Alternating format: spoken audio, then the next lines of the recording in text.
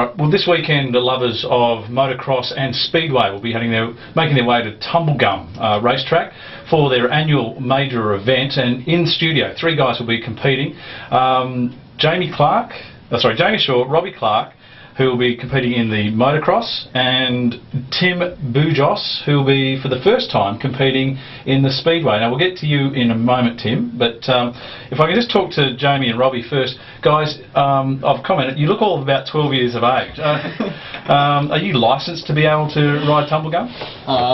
Only just. Only just. Yeah. You've done it before though, haven't you? I've done it as an actual 13-year-old, believe it or not. So yeah, you can. There's obviously a junior, and juniors are on the Saturday and seniors are on the Sunday, so you can start off, believe it, 5 years old. So yeah, well I see there's under nines. Under nines, yeah, that's probably the second or third rank up. There's under well below that. Wow, yeah. And it goes up to 100 years plus. Yeah. Have you guys ever seen a 100-year-old motorcycle?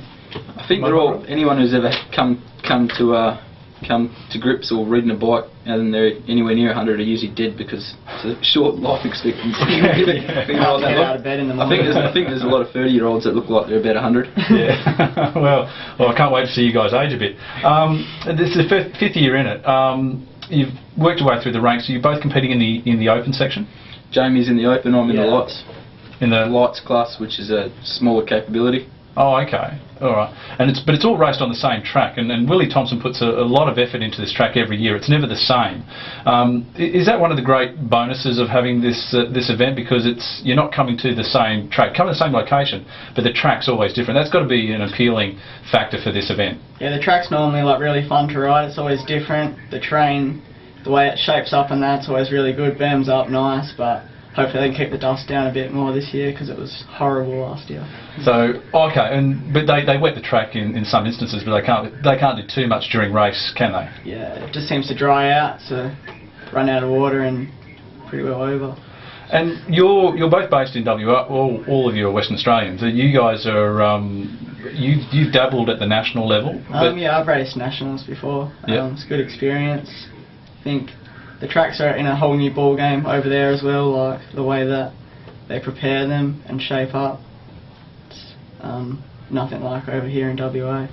Yeah, no, but it is a different sort of. But have you dabbled with the idea of the international circuit as well? Because we've had guys sitting in your seats last year who were saying that they like coming to Tumblegum because of the fact it's very similar to what they can taste over in Europe.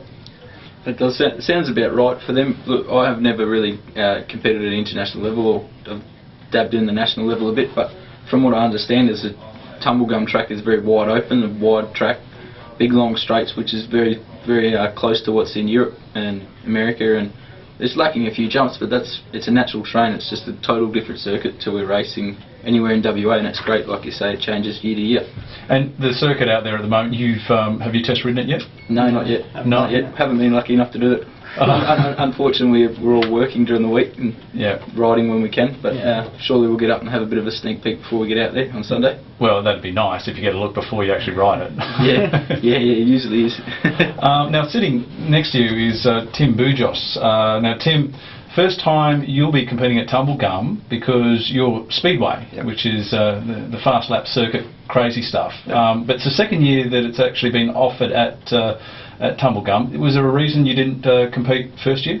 I was a little bit injured and the bike was a little bit broken. So yeah. Now I'm glad you mentioned injury because theoretically you were actually told that you may never actually compete again after a serious injury 6 months ago. Yep.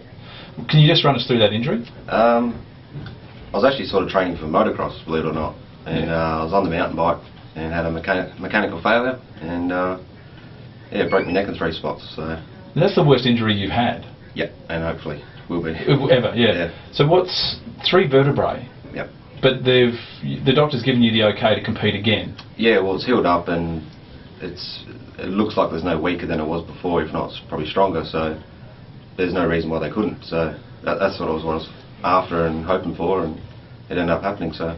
But if you were doing the motocross, you probably wouldn't have been given the all clear, because although your sport, your discipline within the sport's fairly dangerous. Yeah, they said it was both ways.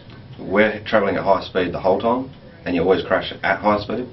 Whereas motocross, most most of them are tip overs in the corners, or if you fall off a jump, well, you're going to get hurt no matter what. So they reckon if it was going to break again, it was because it was going to break again, not because it was weaker. So because you guys all do make the sport look easy, and it's not until something does go wrong that you know the punter like myself realises just how dangerous this sport can be. Do you ever find yourself taking it for granted? Or, and I probably know the answer. You're probably going to say that's when you get a kick in the bum. Yeah. No, most of the time you usually have your big one when nothing's gone wrong for a while, and you start getting a little bit complacent and cocky and pushing the limits, and you're on the limit as it is, and then you're trying to push that limit again, and that's generally when it comes unstuck. So as long as you keep in mind that you do break, and you know things can go wrong, then generally you're all right. Generally. And the circuit, you trialled the circuit 2 weeks ago out at Tumblegum, the Speedway circuit. How do you rate it? Very good. Yeah, no, perfect size. Steve Johnson had a lot of input. He's an international rider for the last 20 years. He's a WA bloke, and his input was great because Willie basically built it to his specs, and you couldn't get a better shaped track.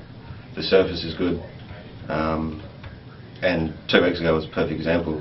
They had this sidecar state title there, and that went well. Everyone loved it, and there's big crowds and really good racing. So. Now you're just saying it's a good circuit because how did you go on it? You were that's right, first, and first in the final. Yeah. Is that the only reason you reckon? No. Everyone did enjoy it, and I had an exceptional night.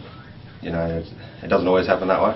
I've only sort of recently come into form. I haven't done it that long to have long-term success and all that sort of stuff. So I've come from motocross and then sort of dabbled back into speedway through my brother, who he's won the last 2 state titles in the last 3 years. So he sort of brought me into it. Well, he's training you, isn't he? Yeah. Is he older or younger? He's older. Yeah. But basically, it was good having someone like him because he taught me what I learnt in one night. Normally takes 12 months. Because he taught me 50 laps the right way instead of 500 laps the wrong way. So having that behind me is, I could do speedway before I actually knew how to do speedway. Because I was doing it, but I didn't know what I was doing, and that was my biggest problem. So I've taken a step back, and only the last couple of weeks I've sort of tried to find the speed. Yeah. So what about you guys? How have you been taught motocross? Yeah, as a young tacker, Dad would just say hop on the bike and go and have fun, and I always did enduro before I'd race motocross, and it was just more the passion to go fast and jump and sort of taught myself a lot of the time the wrong way and got hurt. And then there's actually clinics you can do. Greg Moss does a lot of training. We were doing a lot of training with Greg from over east, and you can actually get trained by proper coaches, and that's pretty much how you learn. It's the best way. People think aren't too good to be coached, but there's coaches out there like any sport that can teach you the right and the wrong ways to do things. Yeah. What about you, Jamie? Yeah, Dad pretty well got me into racing. Bought me a bike and took me a long time to figure out how to ride it, even at like a slow pace, and then he started taking me to some races to watch, and I was like, there's no way I'm doing that stuff, these guys are crazy. And then, I don't know, half a year later probably called myself into going into my first race when I was about 10, and haven't really looked back. I love it, it's what I do. Do you still get the same thrill and adrenaline rush each jump that you hit and each corner you tuck into? I've never really ever stopped loving riding a bike. It's just one of them things, like if you break a bone you're out for 6 weeks, it's like by the end of the 6 weeks that's all you want to do. It's just built into you now.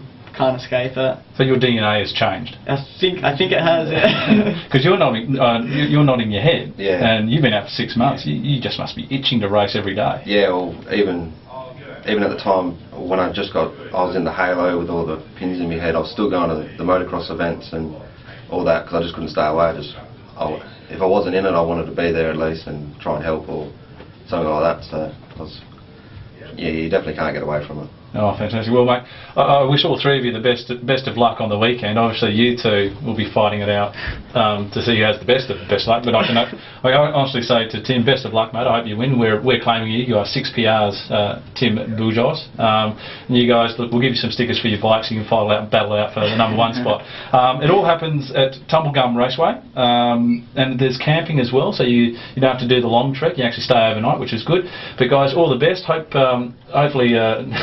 you're all in one piece by the end of it, mate. I wish you all the best, Tim, and hopefully I'll see you out there taking a few pics. Thanks, mate. No worries. Too easy.